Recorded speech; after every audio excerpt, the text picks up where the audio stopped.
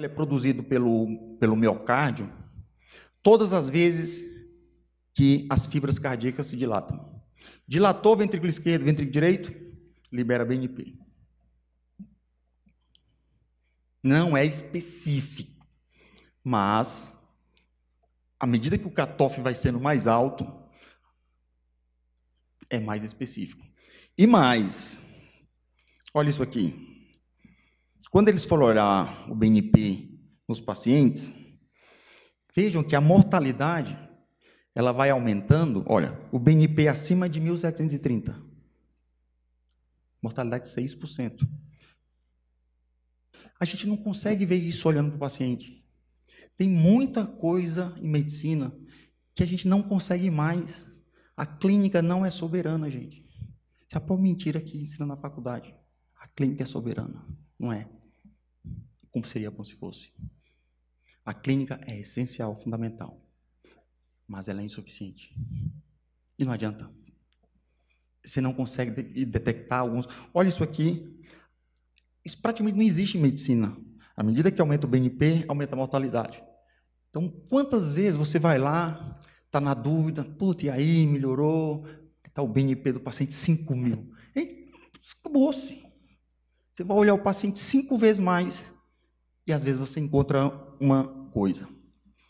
BNP, consenso europeu, deve ser feito, é recomendado, amplamente recomendado, dentro do sistema público, e que o nível de evidência é o top do top do top.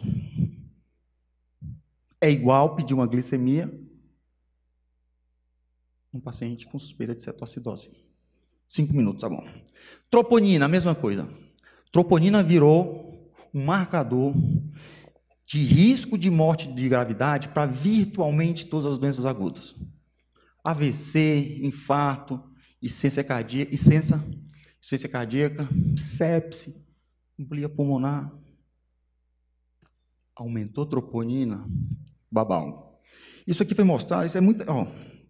esse foi um estudo assim, sempre no New England, saiu aquele que acaba de vez com a dúvida.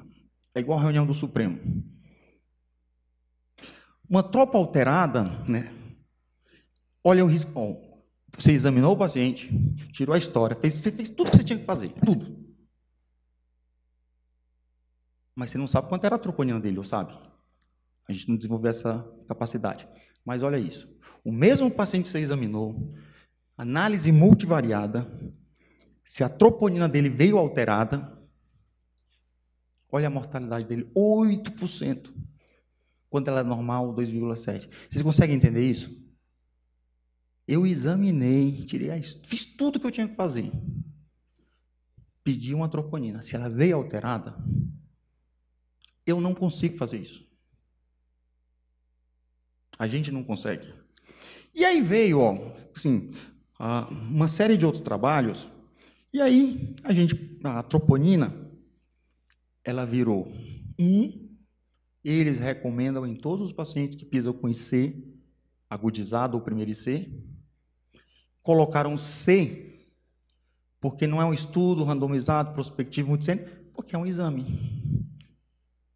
O BNP foi feito porque se fizeram estudos em que eu atendo o paciente, o BNP vem alterado, eu trato o paciente, o BNP cai, e eu posso dar alta com mais tranquilidade.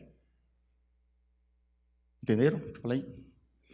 Ainda não é um nível de evidência pleno, mas a maioria dos locais faz. Chegou o paciente, BNP dele está quanto? 1.500. Deu diurético, deu endodieca, 6 horas depois. Quanto está o BNP? Era 1.500, caiu para 1.000 ou para 1.200. Putz, segurança sim plena de que ele melhorou.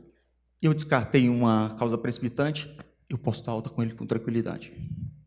BNP do paciente era 1.500. Desliga meu celular e fala. Voltou a funcionar. Obrigado, gente. Obrigado pelas preces. 1.500. Tratei e tal. Repeti isso por 6 horas. 1.700. Esse paciente não pode ir embora. A gente não percebe isso. Isto não está completamente provado. Mas pediu o BNP, sim. E aí vem, gente, olha. Só botei isso aí para você, já estou terminando. Falta aqui 2 minutos. Eu estou no finalzinho. Suspeita diagnóstica, história de exame físico, e a gente tem um arsenal agora de exames point of care, tem que fazer, tem que ter eletrólitos, tem que ter função renal. E aí, nós vamos abordar o paciente e ser com hipertensão semelhante da aula passada, nitroglicerina, 3, 4, 5 dias de história, está com edema de membros inferiores, está com contusão jugular, está com hepatomegalia dolorosa, ele está hipervolêmico, eu dou furosemida. Qual a dose? 20 a 40 miligramas. 1 a 2 ampolas. Na minha época, eu chegava a dar 5, 6, 7, 8, 10. Não é mais recomendado. 20 a 40 miligramas. Após 30 a 60 minutos, eu posso repetir a dose. O paciente usa 4 comprimidos de furosemida. 160 miligramas. Qual a dose que eu vou dar? Pelo menos 160 miligramas. Ou até 320 miligramas. Em que 1/3 a metade da dose é agora. E o restante ao longo do dia. Usa 4 comprimidos de furosemida, 160. A gente faz 3, 4 ampolas. Metade da dose. Ok? E a necessidade de repetir, aí sim, vai variar pelo quadro clínico ou pelo ultrassom. Ele vai urinar, o pico da furosemida vai ser entre 1 e 2 horas.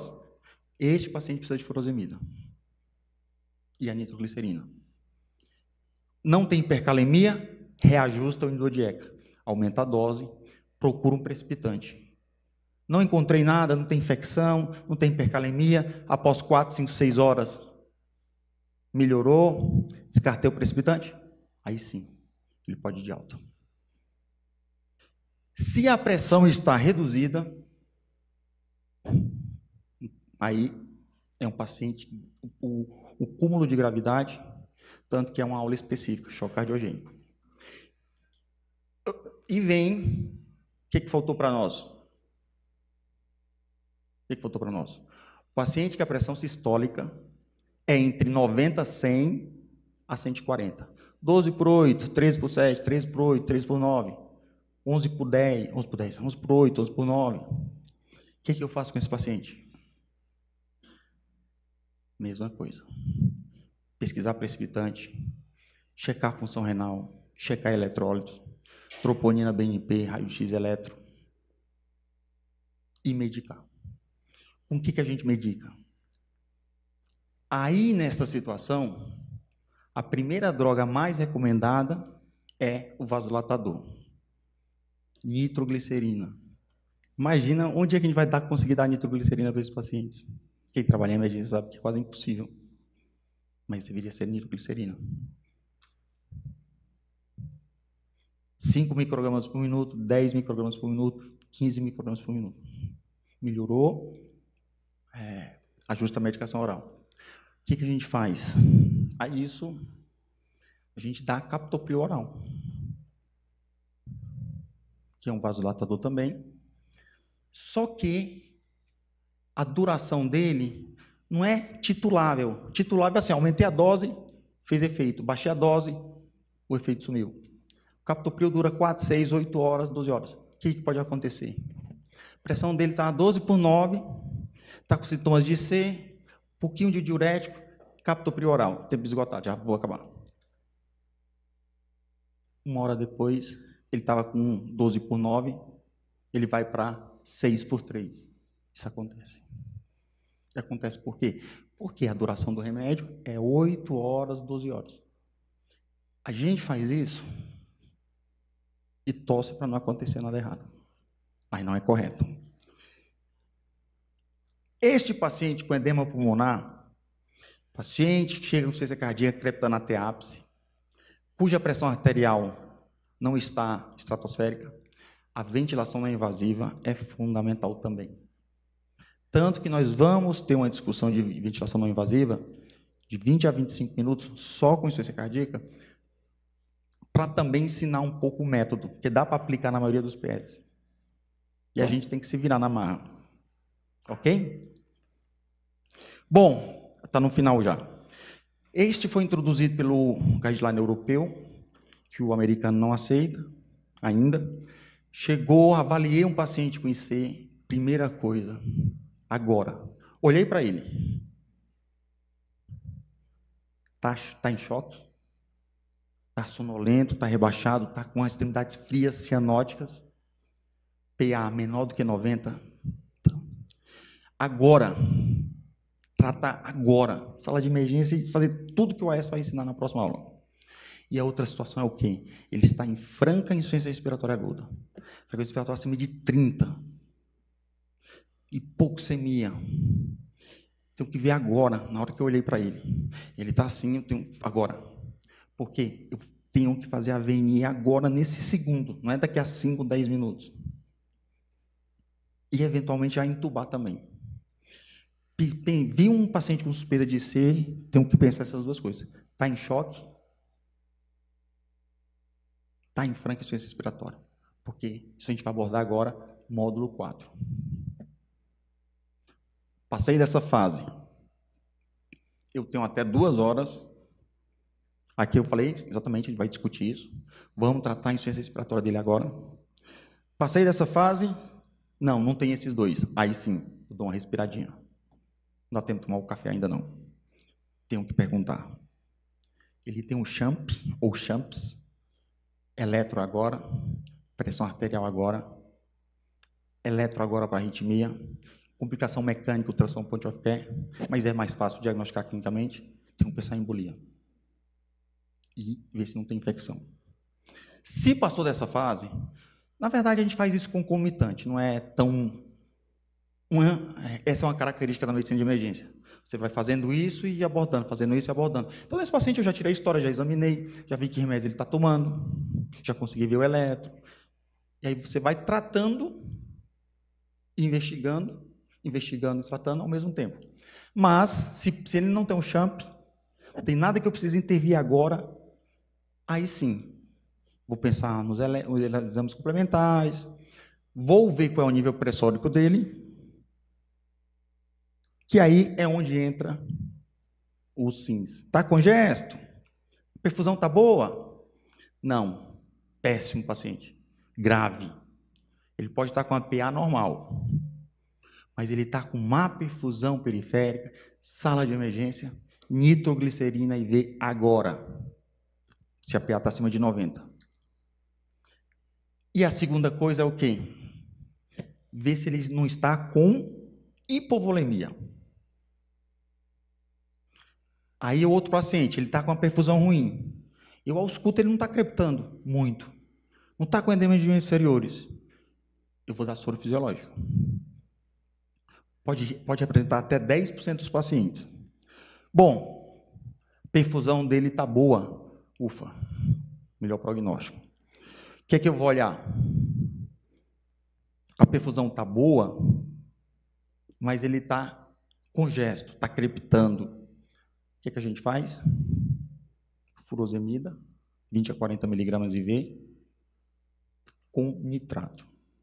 Idealmente, nitroglicerina. A gente pode fazer nitrato sublingual ou oral. E alternativa a Labrasil, captopril. E reavaliar. O que pode acontecer pode representar 15, 20% dos pacientes. O paciente está bem perfundido, ele até está congesto, mas não está tão congesto. É até difícil de falar isso. A crepitação dele é só 1/3, ele não está tão edemaciado. É o que eles chamam de o paciente que a nitroglicerina é melhor do que o diurético. Isso é muito difícil.